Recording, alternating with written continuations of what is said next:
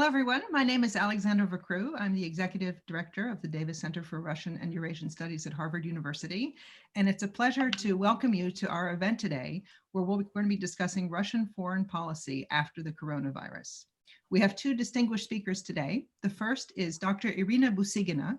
She is the director of the Center for Comparative Governance Studies and a professor at the Department of Political Science at the Higher School of Economics in St. Petersburg. Since February, she's been a visiting scholar at the Davis Center. Her research focus is on Russian foreign policy, the post-Soviet region, and Russia-EU relations. Her most recent book was published by Routledge in 2018 and devoted to Russia-EU relations and the common neighborhood. She's now working on a project on regional leadership in Eurasia.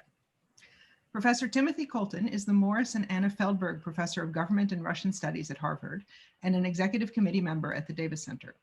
His main research interest is Russian and Eurasian government and politics, and he's the author of, among other works, Russia, What Everyone Needs to Know, and Everyone Loses, the Ukraine Crisis and the Ruinous Contest for Post-Soviet Eurasia with Sam Chera.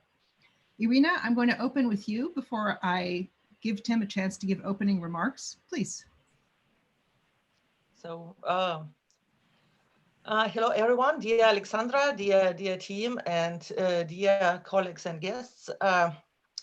Yes, and I would like to start my preliminary remarks with my 5 minutes, saying that if we observe what is discussed, what is the public debate on the about the implications of the coronavirus, so there we see that these debates are definitely not dominated by the foreign policy issues. If you observe what the people are discussing, they are discussing more, I would say, or they think they're discussing more acute things like, or issues like the healthcare policy, like the economic and financial situation now and after the, and in the course of the pandemic. And if we turn to the, let's say, to the political dimension of the discussions, this is more or less, at least what I've read, this was more or less about the danger to democracy.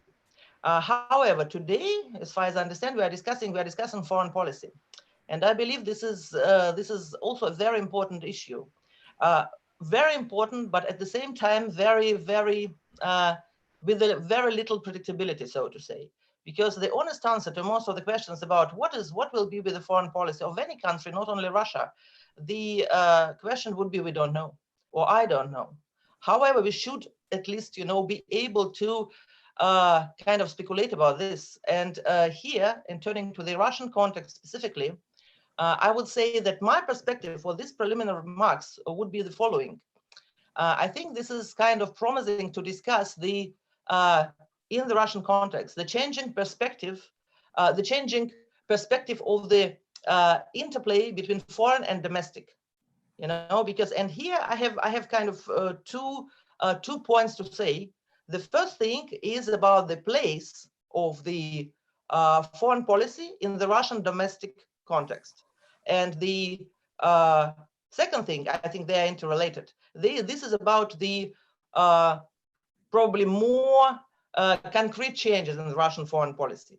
So the first thing is about this is the place which the foreign policy, we can say traditionally, but since kind of several years at least, occupied by foreign policy in the domestic context. Because the people, and we have a lot of literature saying that one of the key instruments of Russian domestic policy is foreign policy. So foreign policy was and is instrumentalized for the domestic use, for the domestic, to keep the domestic consensus, to keep the nation's consolidation, and so on and so forth. So this was kind of extremely important place that the foreign policy, not foreign policy as such, but successful and active and assertive foreign policy that Russia's action, which Russia has undertaken all over the world, how they were presented to the Russian audience. So one of the pillars of the Mr. Putin over popularity was his tremendous successes, or how they were kind of presented to the audience. Here we could say that this balance, this critical place of the foreign policy in the domestic, in the Russia's domestic political discourse probably would be subject to change. after the virus, because of the crisis, because of the economic recession, because of the financial situation, and so on and so forth. So this is one of the pillars.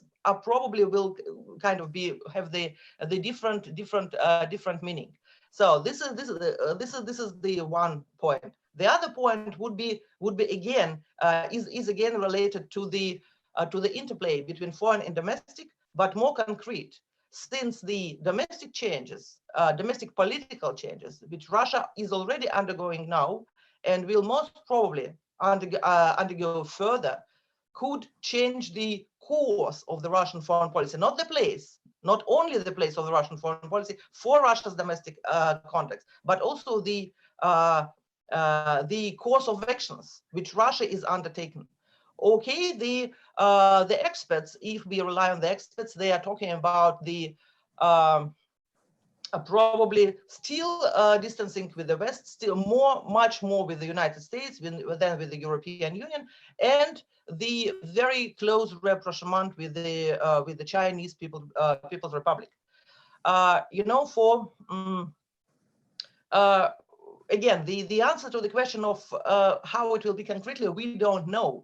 And what is to expect? This is probably the combination between situative and asymmetric rapprochement and asymmetric distancing and isolation. The changes that we not the changes, but the kind of the test for the Russian foreign policy initiatives, and probably this will be the point, my last point for the introductory remarks. This is the how should I say, the result of the Russian foreign policy in the post-Soviet space. And what I mean that this crisis is with the pandemic is already a test for the Russia's driven external projects at the post-Soviet space, at the post-Soviet regions. And one of them is a very dear child of the Russian leadership. This is the Eurasian Economic Union.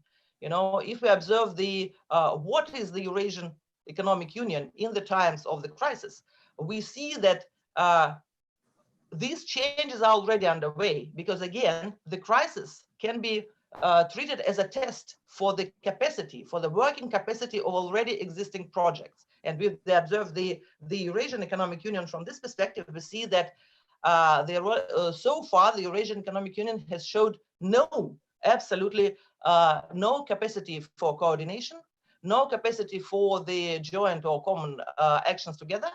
And the countries which are the members of the Eurasian Economic Union are kind of surviving by themselves. And the experts are writing about the increase of the national egoism, and the idea that the Eurasian Economic Union did not prove resilient enough and robust enough to cope with the challenge, with the common challenge of the pandemic together. So again, if I would kind of make this preliminary conclusion, I think that what I think is promising is not to discuss what Russia will do with regard to vis-a-vis, or probably one of the perspectives. I understand that there are many good perspectives, but one of those is not to discuss what Russia will do vis-a-vis China, what Russia will do vis-a-vis European Union or Kazakhstan, or I don't know, any other country. But what is where we really could observe interesting, not only from the kind of practical, but also from the academic perspective, is this change in the relationship between foreign and domestic policy. And Russia is a very good illustration how this black swan, you know, is influencing these issues. Thank you very much.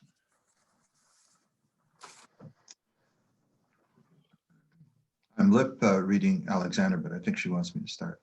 Yes. So Irina, thank you very much. The two of us agreed Irina and I, that we would not rehearse this or coordinate points, or that it's better to do this in the spirit of a conversation. So the first, I guess I would say is that, great minds think alike, and in a sense, many of the points that I would have made, a number of the points that I would have made had I spoken first, are ones that Irina's already made, and I think they're very, very smart. These are quite shattering events, I mean, everywhere. And so, yes, the Eurasian Economic Union is having its latest round of problems, but of course, so is the European Union. It seems like almost across the board, existing structures are under threat. Now, what we're dealing with here is, for the moment, is an event and not an extended period. If this event, morphs into an extended period of time measured in years, or some say, even longer than that, then we need different tools to analyze it.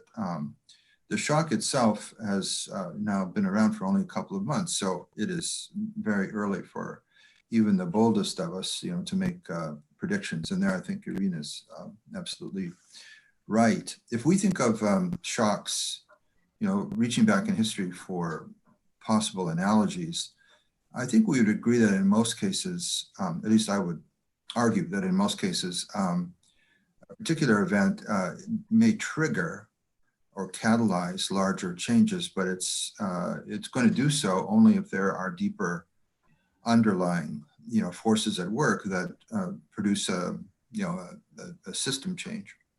So, for example, when the Grand Duke of Austria-Hungary, Franz Ferdinand, was assassinated in Sarajevo in June 1914, while the murder of the Duke and his wife didn't cause World War I, nonetheless, it somehow unleashed forces that had been building for years, for at least 20 or 25 years, that eventually led to the war.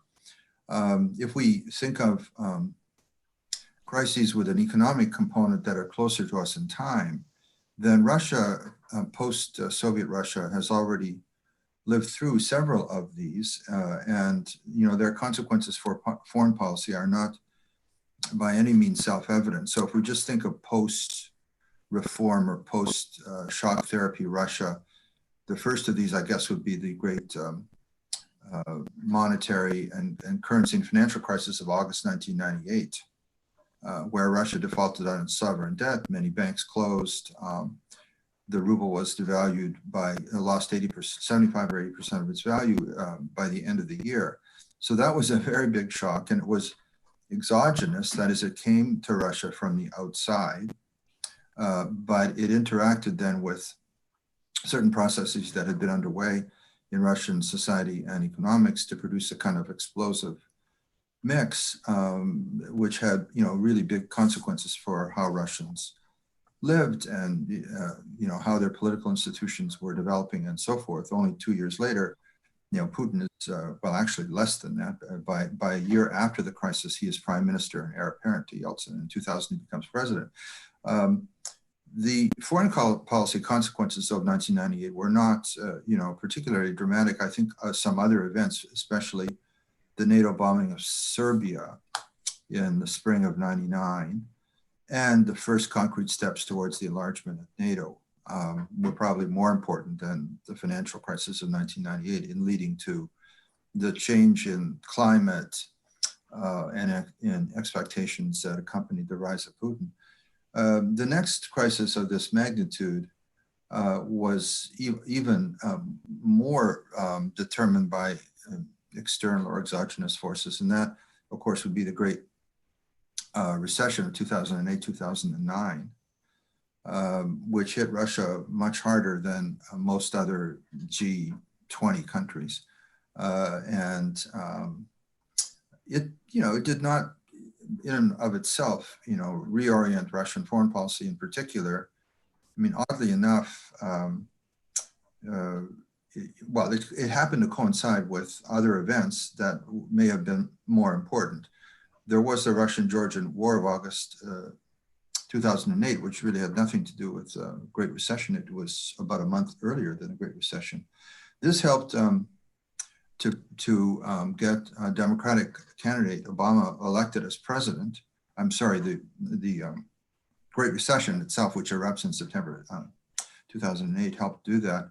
And I think that more than the war with Georgia, was sort of drove events. This new administration, despite the fact that Russian behavior in vis-a-vis Georgia had run contrary to American self-proclaimed American interests, nonetheless, the new administration was quite willing to sit down and talk about a reset with Russia, and there was a sort of limited thaw in U.S.-Russian relations, which extended for the next several years.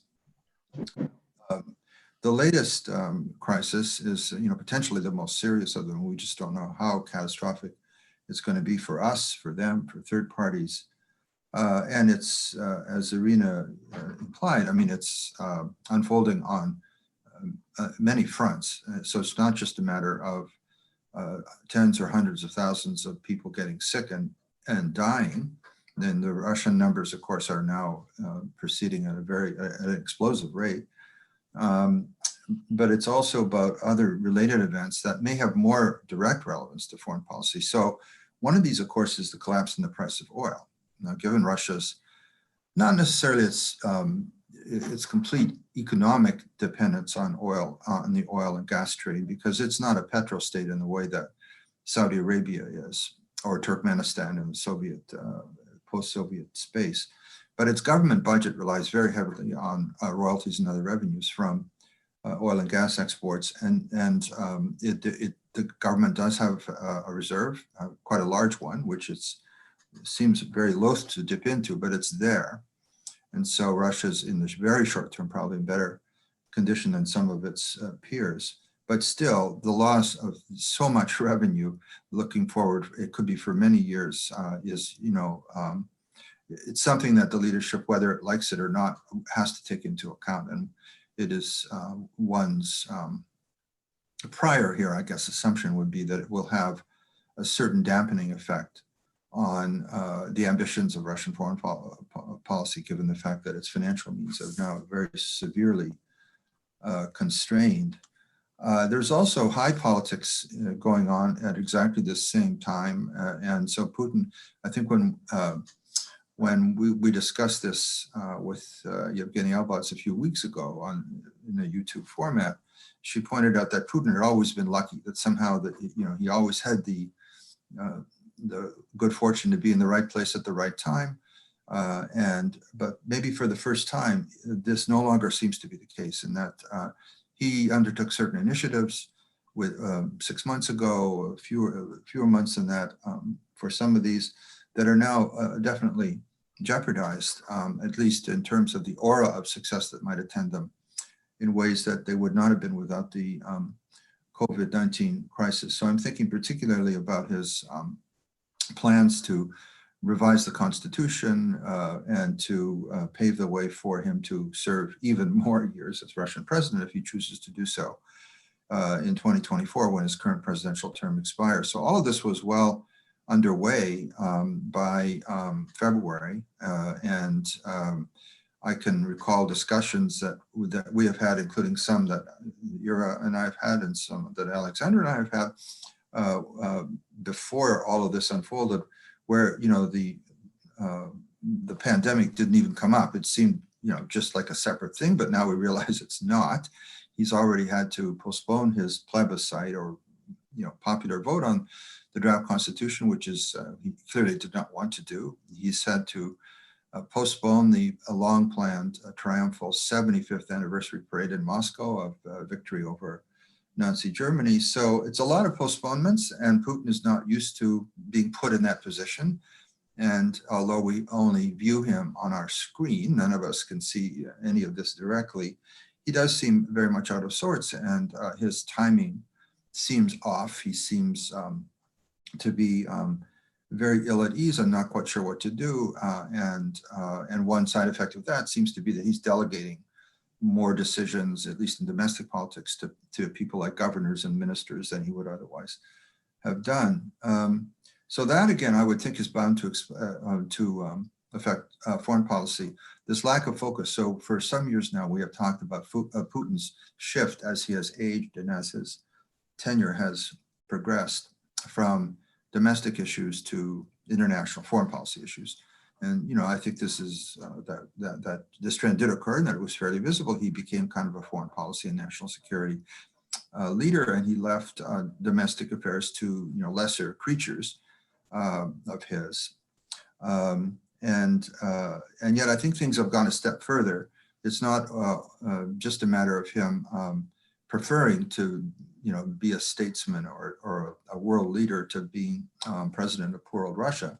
But even in the foreign policy realm, there seems to be a certain lack of focus because, you know, I'm not sure he has any idea what to do with this very large number of problems that he has inherited from himself. So it's not like he can blame anyone else.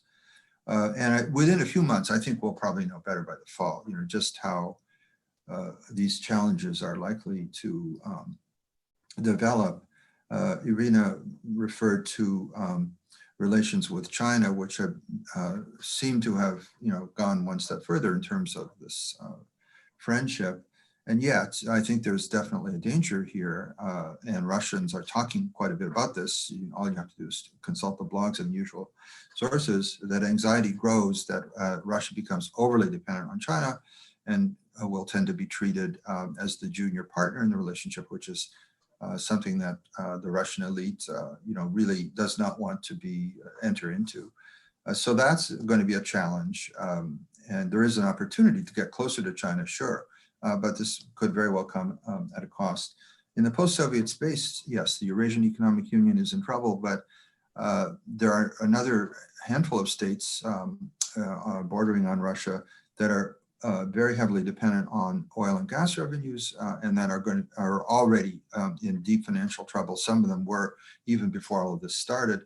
But with $15 or $20 or $22 a barrel oil, countries like Turkmenistan, Azerbaijan, and Kazakhstan are you know, going to be in for very lean times indeed, to put it mildly. And it's certainly not to be precluded that this will lead to changes in their relationship with their neighbors, but also to internal political crises, which are hard to predict. But if they go beyond a certain threshold, you know, could be extremely disruptive for control of this part of the world.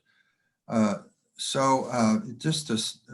I've done here is, I guess, reviewed the challenges and the problems. I haven't had a lot of brilliant things to say about the Russian response because I think we have to be patient here and wait to see what happens. But it does seem to be a moment of disarray and I wouldn't say confusion exactly, but it's simply not knowing what to do under the circumstances, and a certain fear of, you know, of a more explosive situation awaiting in the future.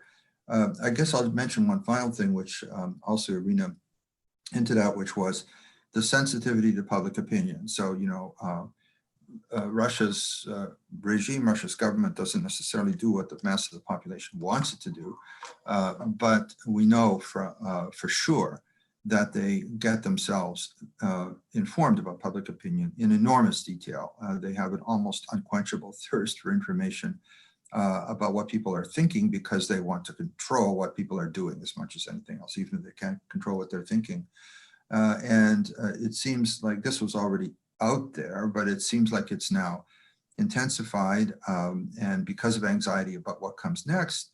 And one immediate consequence of this has been a decline in Putin's support ratings. Now they're still, you know, very robust by Western standards, but nonetheless, this is a shift. And so even a couple of years ago, we could have talked about the post-Crimea bounce and all of that, but, you know, this is already ancient history. There's no bounce anymore. He's back where he was before all of this started, which is a president that most people think they can't do without because there's no alternative, but whose particular policies are often not at all popular. And I think that this contradiction is probably going to build in the foreign policy area, as well as in terms of domestic politics in the next several years. Oh, and Alexander wanted me to finish with a question for Irina. I guess if I had to boil it down to one question, it might be this about this last phenomenon, public opinion So what is the regime likely, the government more properly put, likely to do as it watches these trends in public opinion? For the moment, the general mood seems to be one of frankness, although now it seems to be revealed by recent information that there's been less honesty about the numbers of people falling ill with the virus than was widely advertised. They've not been able to conceal the bad news, it seems, from today's headlines. But I wonder, Irina, where you think this is headed. We're not talking about democracy here, but nonetheless, greater sensitivity to what's going on at the grassroots. And it seems a certain advantage that some players within the system are gaining, because they are perceived as being better able to work with public opinion. So I wonder what your take is on that.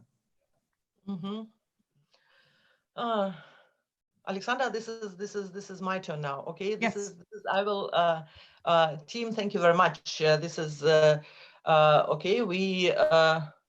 Thank you very much. This is the most difficult question, because this is about the public opinion, and I understand your question in a way that that the regime is extremely sensitive to the public opinion. Indeed, this is the pillar of the regime. This is not the Putin popularity, but his over popularity, and this is what is under risk now. And the problem, how to deal with this, if I don't know how to answer your question directly, but I would say what I would do, if I would be there, what I would do. The first thing that you are completely right, and this is my personal very big concern. How can I trust the statistics? Can I trust the statistics of what is going on in Russia, in Moscow, in the regions? What are the trends? And frankly speaking, I don't trust it very much. But the second argument is would be probably my argument, and this is what is used. This is how they would say in Russia, "А у других еще хуже." This is the idea that the others, they have it even worse.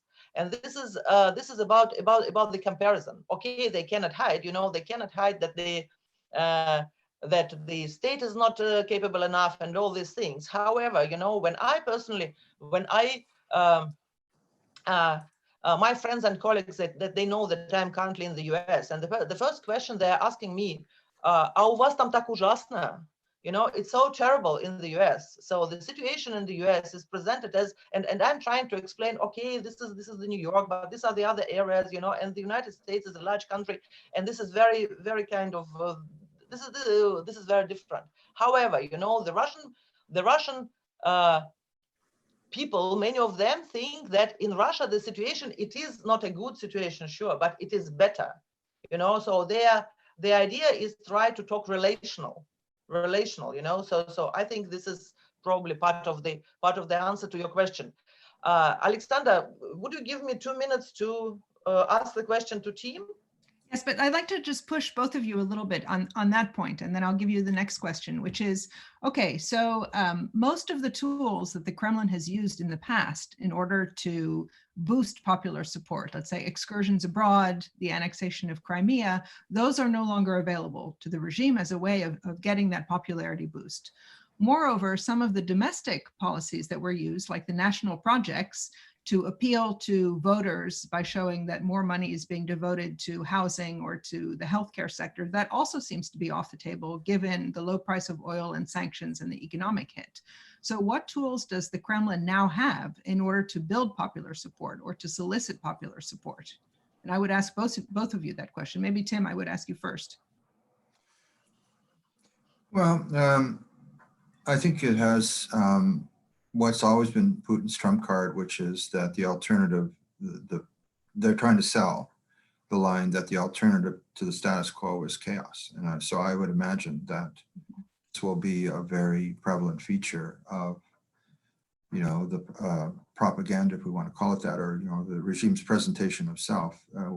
Without us, mean, not only is it worse in the United States, but even in Russia, it's going to be worse if the situation is, destabilized. And so I think that's the strongest thing.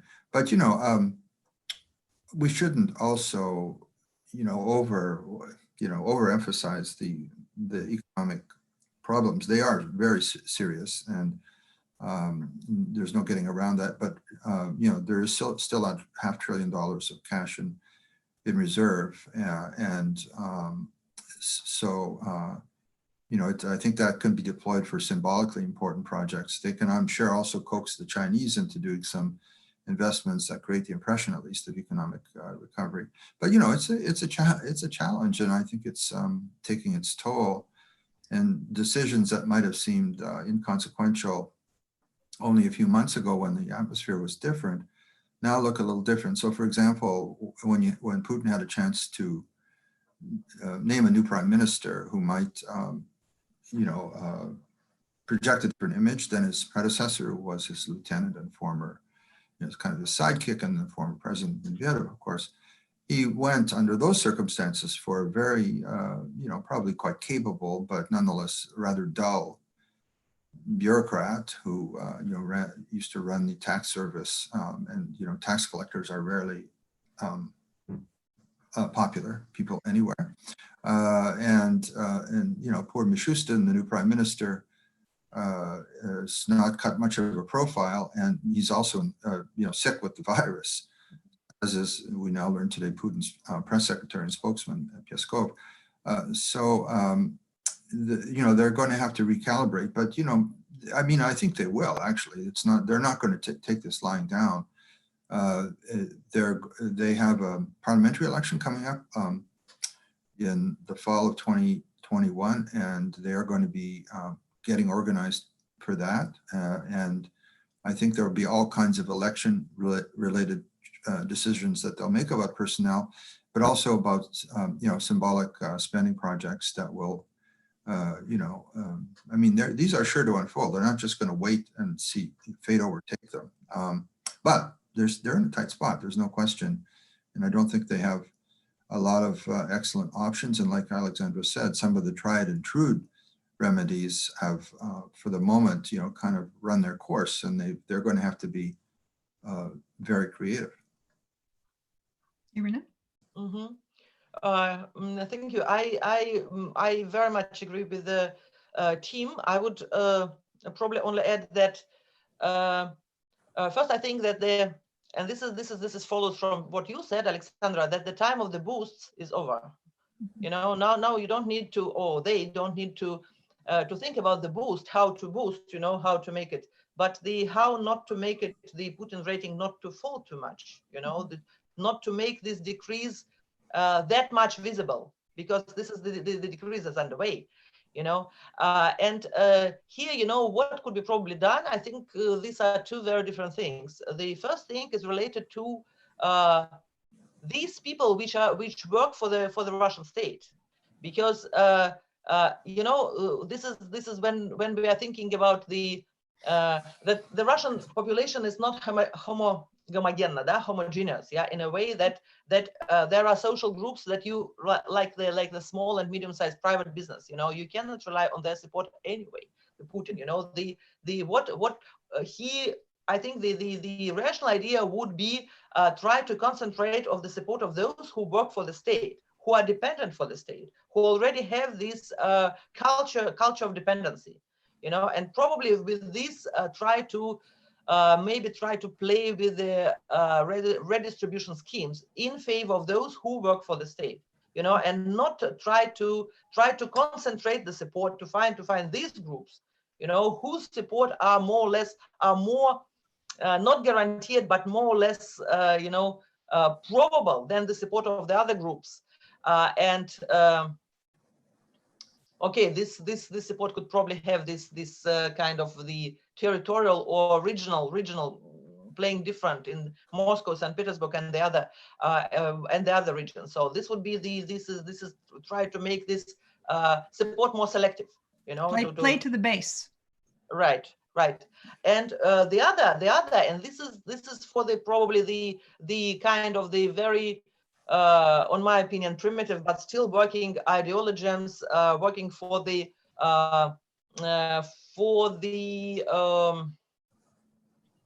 maybe for the young population, for those who are not living in the large cities, and saying that again this famous argument with the ever existing in Russia with the mobilization. Russia is strong in the crisis. Russia is, Russia. We will not be defeated. We are not be dependent on any, external power. And this is the other. Russia has its own mission. The other nation live good through the normal time, but we Russians, we live.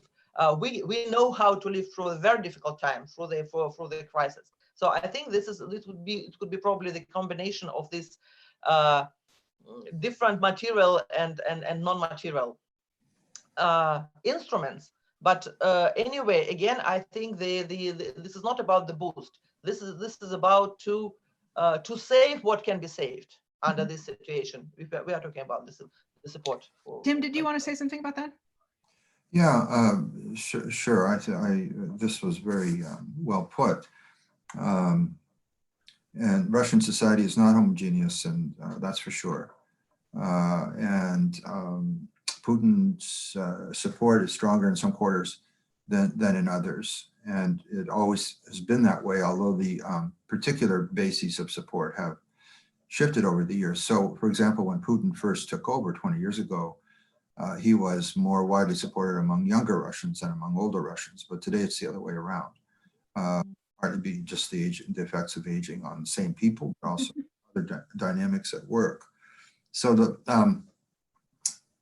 we can be sure that they're going to want to get reliable information about what the population thinks. I'm kind of repeating myself here, but it is worth repeating because there was a time in the Soviet period, at least under Stalin's rule, when it didn't want to hear bad news, period. And so if you reported that folks were unhappy about something, you could pay a severe penalty for that. But by the late Soviet period, what they're doing is they had a multi-tier information system where they still wanted to get accurate information, and they used sociology for this, polling organizations.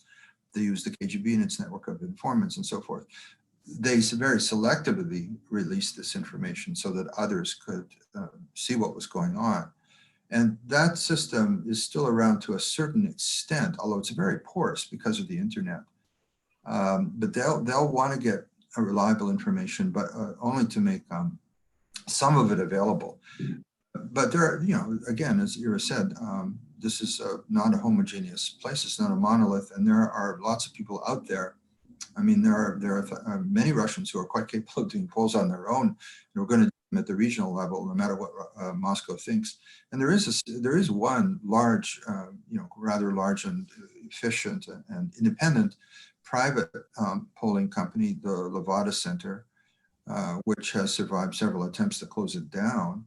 And it airs information about the population and what it feels in a pretty fearless fashion. It's not radically different from what the Kremlin-friendly polling organizations report, but nonetheless, it's more accessible and more used to people like us. And they do report, so the latest poll on Putin's standing from Levada, I think it was last week, reported a number of, sort of cleavage patterns. And one of them was definitely generational. So that Putin, if we were to think in Trumpian or American terms, Trump's base is very heavily weighted towards older people. The same applies to Putin.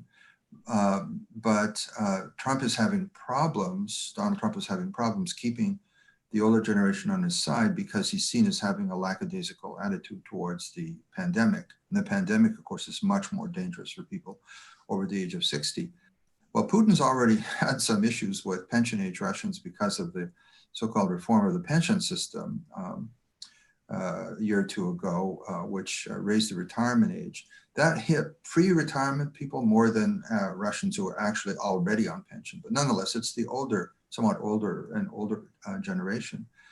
So he has a lot of work to do there. And, if he fails to, if the government is seen as, having given a grossly inadequate response to the pandemic, then the anxiety level is likely going to be higher in his natural political base than it would be among people, the 22-year-olds or 25-year-olds who would be inclined to vote for somebody different. And so that's worth watching. So among the things he may attempt to do is actually something which is oriented more towards the non-working population. It may be some kind of redistributive policy. It may also have a more symbolic component, but I would fully expect something along those lines to emerge in the next little while. So just to swing the topic back a little bit more to foreign policy, do we have Yeah. an idea from this polling that's been done whether the population's appetite for foreign adventures has been reduced by the pandemic? In other words, are we seeing an attitude like let's fix our own problems before we go into other countries or get more involved in Ukraine, for example, or in Syria? Well, so I'd have to check last week's poll. It wasn't highlighted by Levada in their communique about it. I'm sure they asked those kinds of questions, but I think the trend there has definitely been towards increasing popular either indifference to these, behaviors, or in some cases, growing level of concern about things getting out of control. In particular, this applies to, I think, to Syria, but even to Ukraine. So whatever positive glow was there a few years ago is largely, I think, evaporated. And hence, if they want to beat the patriotic drum, they have to reach further back in history for other events. And so this would be World War II as much as anything else. And I suppose the space program, I don't see it featured that much in propaganda. And the Russian space program is in, rather dire straits nowadays because of inefficiency and corruption and all kinds of managerial problems. It's not a jewel in the crown for the moment. Irina, have you seen anything on public opinion towards foreign policy? What I saw in the polls which I saw by Levada Center, these questions were not asked. Okay. They were not asked, but what I would like to add to this, I would say that what was already discussed, I would say, I don't know, at least 2 years before this pandemic, it was that the times of the small victorious wars were over already, so the enthusiasm, so you can take from this instrument only what the instrument can give you, and not more. You cannot hope for the same thing all the time. So I think, but what I expect with the high probability that this is the pandemic, when the pandemic would destroy the rest, of the efficiency of this instrument, because this is it is for me it is kind of turning the rationality to absurdity, almost. Yes, and but may I add one thing to the public opinion? I will try to be very short, because I think team very brilliantly they make the overview of these challenges and what could be done. But I think one of the potential challenge to President Putin with regard to the public opinion is this forced decentralization, which is now underway.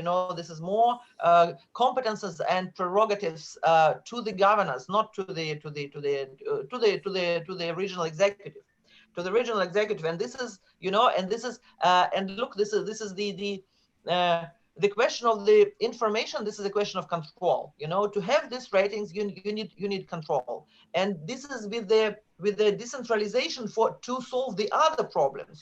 By kind of, I'm trying to say that trying to solve one problem, you are accumulating another problem, and this is the problem that this forced decentralization. It only works how the center would like it to work, under the condition of the certain level of the popularity of Mr. Putin. When the Mr. Putin is much more than the gap between Putin's popularity and the governor's popularity is enough, is large enough. If this balance would change, then Putin would face another problem, and this is the problem of the fragmentation of the possible fragmentation of the informational space. Okay, and then this could have its own self-supporting dynamic, and then Mr. Putin would have another problem, and this is the problem of this расползание, of this fragmentation of the information space, with more kind of regionally based thinking and consciousness of the people, and with the detrimental effect on the level of the support to the national leader. This is what I wanted to say. Tim, did you want to say something? Well, two things. First of all, as Russia and the Russian state confront these many dilemmas and problems, although the Eurasian Economic Union is hardly a great success story, and there are all kinds of problems in Russia's neighborhood, I think that the flip side of the coin is that Russia is, compared with some of the other players, relatively free, relatively free of external constraint in terms of devising its own solutions. Now, ultimately, world markets for commodities are going to play a role no matter what. But the United States is locked into this trade relationship with China, very massive amounts of goods and capital flowing in both directions. The European Union, is at least a half integrated economic space, where the options of any single country, be it Greece or Germany or Sweden, are very heavily influenced by what's going on elsewhere. And I think Russia is a little bit less bound by these factors, not completely autonomous, of course, but here Putin's mantra of sovereignty, may be paying off in the short term. But I'm glad that Irina raised again the point about the governors and call it the layering of the system. So Russia's, over the centuries always had an issue about what to do with its enormous physical extent. Should it be highly centralized, as Catherine the Great argued in the 18th century, as Putin has argued more recently, or does space actually, this enormous physical extent, is that conducive to decentralization? And somehow this debate is never fully resolved. And there's a sort of pendulum-like pattern over time that decentralization leads to fragmentation, and then re-centralization, which leads to system overload, and then they decentralize again. And I think there's some of that at work right now, and it's quite intriguing, and it has parallels, in many other countries. So in this country, of course, we're all aware from the evening news, about Trump's relationship with the governors and how so much of the response to the virus has been ended up on their shoulders kind of by accident, which has led to an increase in their authority vis-a-vis the White House. But it's not just a matter of the United States. I mean, the same has been the case in Britain, where the Scottish government now is in the UK, where the Scottish government is complaining about Johnson's policy. It's a big fact, I think, in terms of how the virus unfolded in Italy. So Russia is somewhat in the same boat here, and it could be a temporary. He'll let the governors handle this hot potato for a while, and once the situation calms down, he'll just reassert his authority. But I think this time it may not be quite so easy to do so. And I think one thing it probably locks in is the system of elected governors. I could be wrong here, but it looks as if this is now seen as an advantage. The fact that they are elected, even though the elections are ones that they almost invariably win, the fact that they do have to, as they say, work with the population, is somewhat of a vindication of the return to election of regional leaders a few years back. They're not normally foreign policy players. They're really fixated on internal control and development. But if their star shines brighter, then they may eventually aspire to having a certain say in terms of foreign policy. And I think the general line would be one to restrain spending and the attention given to foreign adventures, and to concentrate on the home front, which is where where they're fully embroiled. So I would imagine, I mean, Sobyanin, the mayor of Moscow, who has, been at the forefront of this whole story and who's a former governor himself, oil-rich Tumen province, he's a Putin loyalist. He was Putin's chief of staff for 3 or 4 years. So he's no rebel and he's no hero exactly, but nonetheless, what he voices is a rather different approach to some of these issues than what you see elsewhere. And if he is ever asked his opinion about foreign policy, which he certainly is not in public, I would expect him to be, advising in the direction of, primacy of the domestic front. Let's forget about the things for the time being and concentrate on what may, be ultimately be lethal for, well, the interests of Russia, of course, but also for the government itself and for Putin's continuation in power. Tim, I want to go back to what you mentioned in relation to China, right? You implied that Putin has been able to tack a rather more independent course in terms of foreign policy by maintaining sovereignty first and a more independent attitude. And yet one would think that the dependence on China could only increase from this kind of crisis if China emerges relatively strong and Russia, given international economic situation, ends up being rather dependent on external partners. Do you not see this crisis as potentially increasing Chinese leverage over Russia? Oh, yes, definitely. I think that's the problem. I think that for the moment, given Putin's Russia's estrangement from the Western powers, that this is nothing new, but it goes back at least to 2014 to the Ukraine crisis, that it has to look in that direction. But one could argue that, frankly, Russia's not gotten much out of this new arrangement. The Chinese buy fuel and commodities from Russia at the going price and don't pay $1 more, and they'll gladly take whatever Russia wants to give them. But what was already an uneasy over-reliance on China, which has been a fact of life for the last half decade, is now moved one step towards, really excessive. So you see this, actually, there's a fair amount of debate about this. So Dmitry Krenin of Carnegie Center, Moscow, who's, a critical, moderately critical student of Russian foreign policy, but, he's a within system guy for sure, has written a couple of nice little essays on exactly this point in the last 2 or 3 weeks. This is a problem for us, that we need China more than ever, but the more we do, the more we have to accommodate them rather than the other way around. And so, in international relations, the classic response to this would be some kind of balancing or hedging, where you would find other levers at your disposal to avoid over-reliance on China. But so far, not much has come of that. Ira, I remember last time when I was at the Higher School of Economics in Moscow, I was struck by the fact that every other classroom I walked by seemed to be a Chinese language class. Are you seeing any kind of, maybe backlash is too strong, but any kind of moderation in Russia's desire to orient itself towards China? Alexander, moderation, it means that it is going less. Right. More ambivalence, more questioning of the turn towards the pivot towards the east.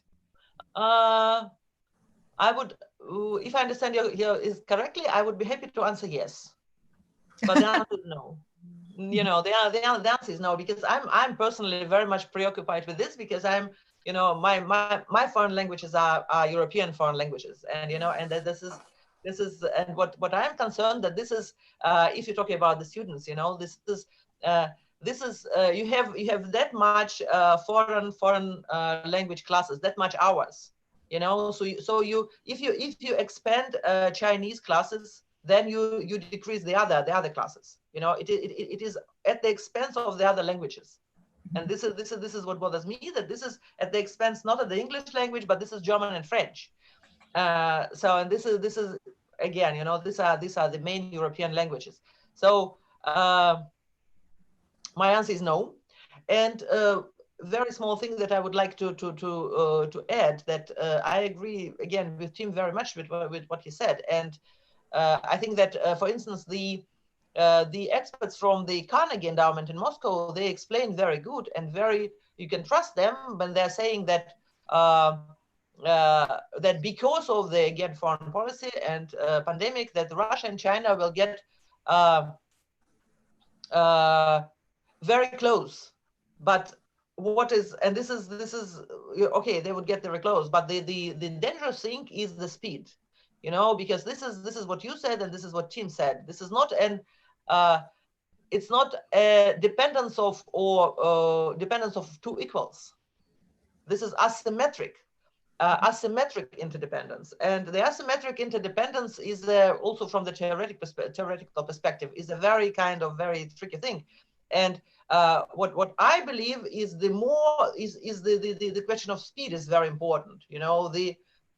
Чем быстрее, тем хуже для России. So the faster it will be, this rapprochement, this closeness with China, the worse it will be for Russia. If Russia, if the idea is to be independent and to keep the independence and to keep the freedom of hands and the freedom of maneuver, because when the speed is too high, you have no time to think about your decisions. You kind of go with the stream. So it can be the very speed of the process without prior preparations. This could be dangerous for Russia, and we could increase this asymmetry.